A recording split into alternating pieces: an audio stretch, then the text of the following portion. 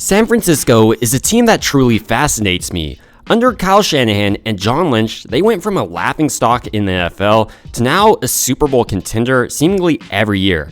And the big reason for this is how they retool. I mean, last year they lost a ton of pieces. Let's talk about them. They lost their starting right tackle, and they replaced him with a guy they drafted a few years back, Colton McKivitz. But there's more losses, and the loss that I really want to talk about in today's video is on that defensive line. They lost Samson Ebukam and Charles Omenihu. During this entire offseason, everyone was concerned what the Niners were going to do opposite Bosa, if they even had Bosa come week 1. And, well, week 1 came, and the Niners defensive line dominated. And it wasn't due to Bosa, even though he was on the field. Mainly, it was due to Drake Jackson shining. He had 3 sacks.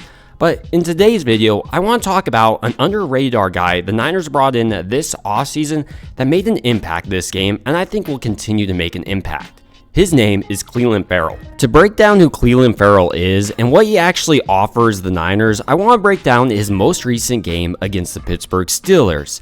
And then I want to jump into his career as a whole, and then what we can realistically expect from him going into Kris Koceric's line, and how impactful he can actually be this season. To begin our discussion on Clelin Ferrell, we need to talk about roles on defense, specifically the Niners defense. The Niners love to rotate their line pieces, more specifically their edge piece this year. Clelin Ferrell is getting in on downs 1 and 2. These usually are looked at as more running type downs, and then Drake Jackson comes in on down 3, and he goes ahead and sacks the quarterback, it seems like, every time. But just because Clelin Ferrell probably isn't going to get the same amount of sacks as Drake Jackson, he does help put Drake Jackson in the situation to get those sacks. Let me explain. Let's take this beautiful sack by Drake Jackson for example. This happened on 3rd down during the Pittsburgh Steelers' first drive. But maybe what many people didn't notice is what happened right before this play. And that was the effort that was exhibited by Clelin Ferrell not once, but 2 times. During the first play, yes, he didn't get to the quarterback, but he started collapsing the pocket. On the second play, the Pittsburgh Steelers tried to run an end around, but somehow Clelin Ferrell was able to get upfield, slow down the wide receiver just enough to allow the rest of his team to rally. But he doesn't stop there. He also finishes off the tackle by jumping onto the back of the player. And this is something that I continued to see from Clelin Ferrell, his effort.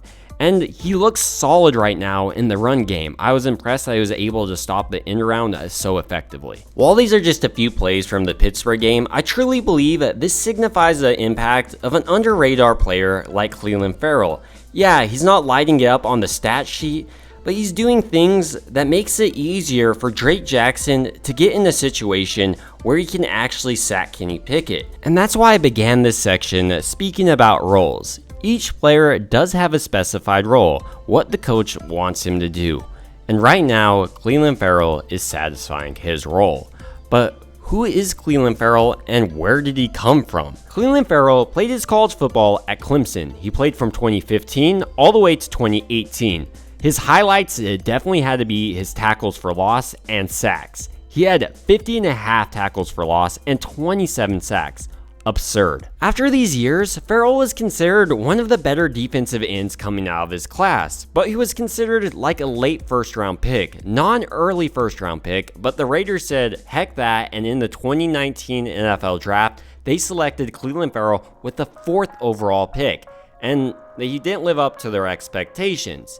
He only had 105 tackles with his time there and 10 sacks. So I already hear the main objection for Clelin Ferrell. We already know what he is. He played for the Raiders and well, his time kind of fizzled out. They didn't bring him back and that was for a reason. But this is where I push back. We know what Clelin Ferrell is with the Raiders coaching, but we don't know what he is yet with the Niners coaching. And the initial result was positive.